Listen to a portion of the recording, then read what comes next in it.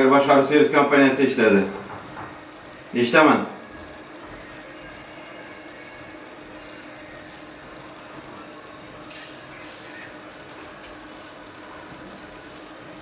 Mustaqillik, Qoravon. Tushundim. Nima bo'lyapti?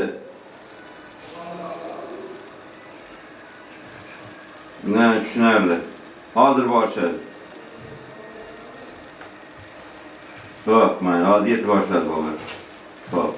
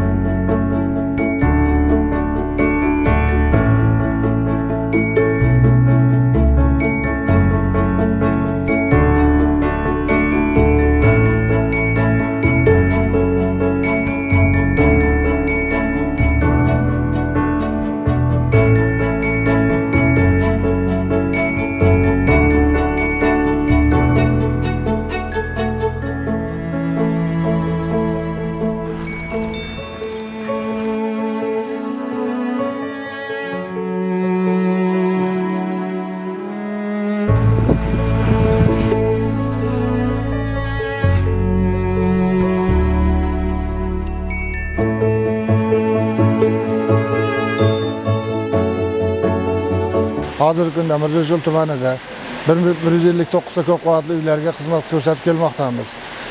Xonadonlar sonimiz 2141 ta xonadon tashkil etib, shularga xizmat ko'rsatib kelmoqmiz. Xizmat vazifalarimizga aholidan tushgan murojaatlarni vaqtida ta'minlash, bartaraf etish va tom qismi va tashqi fasadlar saqlash, ichki yo'laklarni ta'mirlash, hovlilar tozaligini saqlash kiradi. Faoliyatimiz davomida hozirgi kunda 8 nafar ishchi xodimimiz bor. Bizda yağmur yog'adimi, qor yog'adimi, ish faoliyatimizga ta'siri yo'q. Chunki biz 24/7 aholiga xizmat qilish vazifasini o'zimizga vazifa sifatida olganmiz. Shuning uchun hozir yağmur yog'sa ham ish vazifamizni bajarib kelmoqdamiz. Prezidentimizni, hurmatli prezidentimizni bizga bergan sharoitlari, qarorlari, farmonlari biz boshqaruv servis kompaniyalariga nisbatan juda qo'l kelmoqda. Soliqlardan imtiyoz beryapti. Texnikalar olishga yoki kredit olishimizga barcha yo'nalish bo'yicha imkoniyatlar yaratilgan. Tavsiyalarim boshqaruv servis kompaniyasi bemalol tashkil etkizib, hozirgi O'zbekiston, yangi O'zbekiston sharoitida bemalol ishlasa bo'ladi. Barcha imkoniyatlar yaratilgan. Xalqqa talab bor, demak. Xalqqa talab bor. Maqsadlaringiz, rejalaringiz? Maqsad va rejalarimiz juda katta. Bu hozircha boshlanishi, xudo xolasa, bu yil 2026-yil o'zimizga dastur qilganmiz.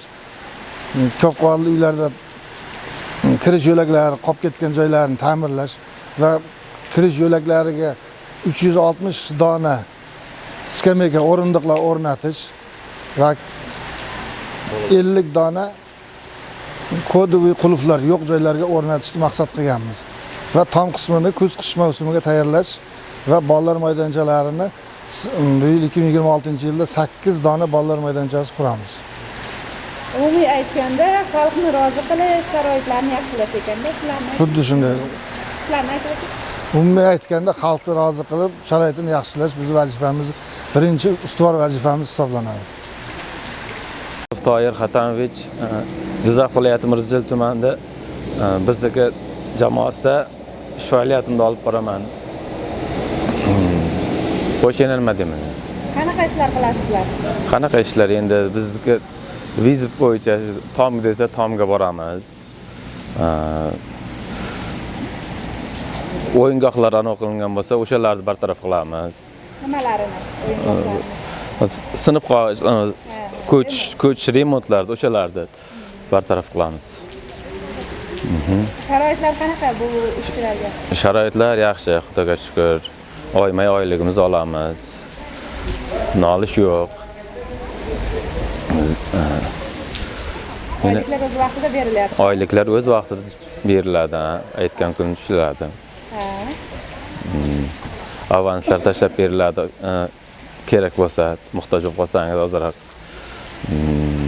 Bayram to'yi kunlari. Bayram kunlari anonlari bor. Yaxshilab ayting. Bayram kunlari tadbirlar qilib beradi. Yaxshi ishlasangiz qo'shimcha oyliklar chiqarib beradi. Mukofotlar shunaqa. O'zingiz qaysi mahallada turasiz? Mustaqillik mahallasida. Aytavering.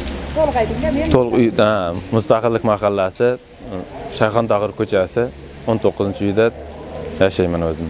Bundan oldin nima ish qilgansiz? Bundan oldin ham shu ustachilik qilib yurardik.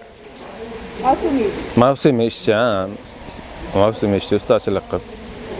Bu hafta qayerda eshitdingiz bu kompaniya haqida? Bu kompaniya haqida xo'jayinni o'zi taklif qildi. Rahbar. O'zimiz rahbarimiz taklif qildi. Ishlashamizmi deb. Kelishib ishlashyapmiz mana hozir kunda. Rozimisiz? Roziman, hozir ishlayotgan kunimda, ishimdan. Hamkasblar bilan munosabatlaringiz qanaqa? Hamma aqlmi? Hamkasblar hamma bir-biriga aql. Aka birovimiz, uka. Aql va inoq bo'lib ishlaymiz. Boshqalarga tavsiya qilasizmi bu ishni? Boshqalarga tavsiya qilamiz, kelinglar, ishlanglar. Ishni nima sizga yoqadi? Nima deb javob beraman? Xalqning ko'nglini, rahmat aytganlarida ko'nglingiz ko'tariladi, aytib bering. Xalqni bu anodan ishlash biz anomimiz birinchi joyga vizitga borsangiz, tomini bartaraf qilsangiz, rahmat aytadi, o'shandan xursand bo'lasiz. Ko'nglingiz bir to'lib, boshqa bo'lib ishingizdan mamnun bo'lasiz. Ishimdan mamnun bo'laman-da, xullasam. Qilayotgan ishlarimizdan. Yurtimizda yaratilayotgan sharoitlardan mamnunmisiz? Yurtimizda sharoit yaratayotgan ma'nolardan mamnunmiz, Xudoga shukr. Prezidentimga, shu rahbarlarimizga, hokimlarimizga rahmat. Aytaymi? Sirliyev Xolmon Dehqonovich Qo'shirvot viloyati Zarmintan mahallasida tug'ilganman. Mirzacho'l tumaniga kelganimga 27 yil bo'ldi. Dalalarda mehnat zatir bo'lib ishlaganman. Bundan ichimlik suvda ishladim bir 5-6 yil. Hozir endi bu Jahongir qurilish servisida 6 oyma bo'ldi. Xudoga shukr, oyliklar vaqtida berilyapti. Rag'batlantirib turilibdi. Suvarchik bo'lib ishlayman. Xudoga shukr. Kasbimni yaxshi ko'raman. Buni faxrlanib ishlab yuribmiz. To'rtta Nimasi yoqadi sizga ishingizda? Şimdi shu suvarchik shib ota kasb. Xudoga shukr. Yomon bo'lgan shuning ketdan 4 ta bolamni boqayapman, 2 tasini o'qityapman. Xudoga ming qadar shukr. Faxrlanaman shu kasbni tanlaganimga. Mashina ham haydarkansiz-a? Ham mashin labo mashin berdi. Mas'ul kaparaklaringizni ortib yurasiz dedi. Bu xo'jayinga rahmat, hokimiyatga rahmat. Shu mehnatimni qadrlagani uchun labo berdi. Shu yuklarni ortib olaman deb aytgan yerga borib tayinlangan ishni bartaraf qilib kelyapman. Fuqarolar ham minnatdor. Chiqib yomon bo'lganim yo'q, shu yerga 6 oy bo'lgan bo'lsa 6 oydan beri o'tganimga. Rozisiz-a? Odamlarda minnatdorchilikni eshitganda kayfiyatingiz qanaqa bo'ladi? Odamlar minnatdorchilikni eshitgandan keyin o'zimning ishimdan faxrlanaman. Rahmat aytdi. Shu ko'ngildagi qilib berdingiz deydi. Birovlar "Men chay ichib keting" deydi. Rahmat aka, yaxshi ko'ngildagi qilib berdingiz deydi. Ondan uyga borib, kayfiyat ko'tarilib, bolalarga ham tushuntirish beraman keyin. Mana shuni getdan boqayapman. Mana fuqarolarning ichida olqishlab kelyapman deb bolalarga ham tushuncha beraman. O'rganinglar, hunar yaxshi hunar. Xudoga ming qadar shukr. Shu kasb tanlaganman. Muhimi mehnatingiz halol, noningiz halol. Mehnatim halol. Xudoga shukr. Topgan pulimda baraka bor. Faxrlanaman shu kasb tanlaganimdan.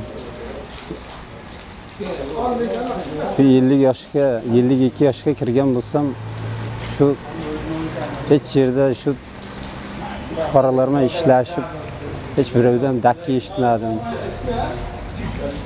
O'zimga yarasha klientim bor masalan. Xudoga shukr qilaman shu kasb tanlaganimdan.